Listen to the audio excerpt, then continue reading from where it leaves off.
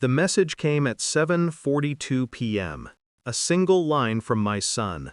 Ami, when you come tonight, just don't say much. Let me handle things. No greeting, no warmth, just tension, raw, unsettled. I stared at the screen, the glow cutting across my otherwise quiet living room. My chest tightened, but not from fear, from recognition. That tone belonged to someone bracing for embarrassment. I had been invited for dinner at his in-laws' home. My son, his polished wife, her polished parents. A family shining enough to blind an unprepared visitor. He didn't know that I was never unprepared. He believed my simple clothes, my modest apartment, my quiet habits defined me. He never questioned how I paid for his education, his wedding, his every new beginning.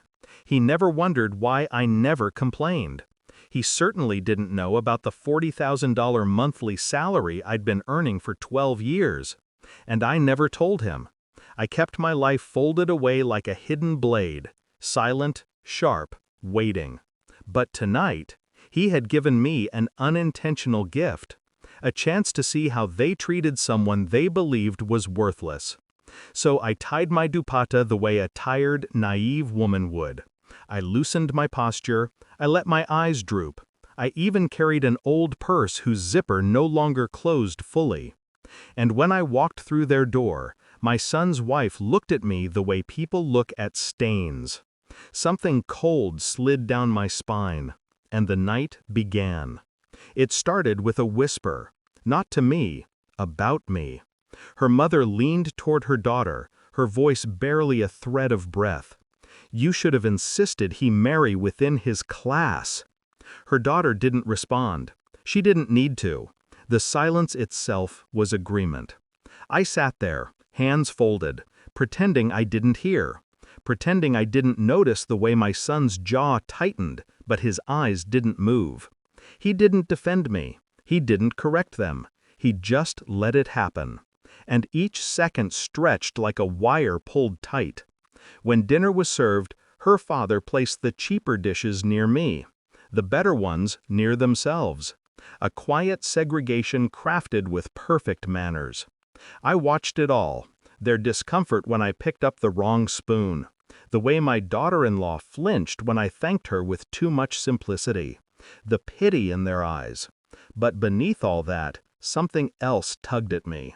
My son wasn't acting like my son. His glance toward his wife lingered too long. His silence weighed too heavy. His smile bent in ways I had never seen. Something was wrong. Something deeper than their arrogance.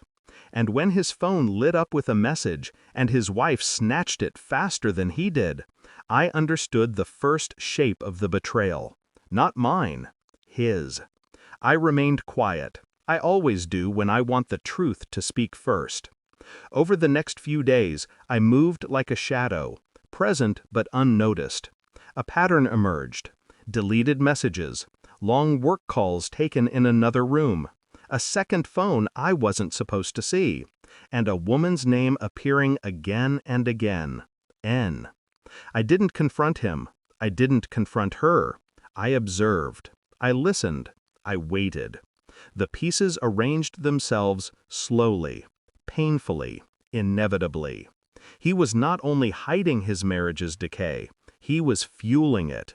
He was slipping away from his wife towards someone else, and his wife, in her unearned pride, blamed everything on me. I was the perfect distraction, the perfect scapegoat, the poor mother who didn't fit the world she built around him. They underestimated me. They always had. And when I quietly ordered the phone records, when I traced the calls and messages, when I reviewed the dates and the contradictions, the truth crystallized. My son was living a double life. Not with dignity, not with honesty, with cowardice. And now, I knew. The report arrived in a neat envelope, clean, uncompromising, like truth itself. I didn't shout. I didn't tremble. I simply invited them all over. My son, his wife, her polished parents. They sat in my modest living room as if it offended their lungs. When I handed my son the envelope, he blanked. "What is this?" "Your truth," I said. He opened it, read, stopped breathing. His wife snatched it next. Her face drained. Her mother gasped. Her father froze. My son looked at me then, not with guilt, with fear. "Ami, how?" I held his gaze, steady, cold. "I know everything." I didn't raise my voice. That would have given him power. I spoke slowly, deliberately, letting each word carve its place in the room. You were ready to let them humiliate me while you betrayed your own home. His wife sobbed. Her parents stared, stunned, shattered by the exposure they never expected. The shame was suffocating them now. My son's lips trembled. "Please, don't do this." I already did. I stood. I stayed silent so you could reveal yourself. And he had. Perfectly. I turned to his in-laws. "You worried about my class, my simplicity, my worth." I let the silence sharpen. You should have worried about his.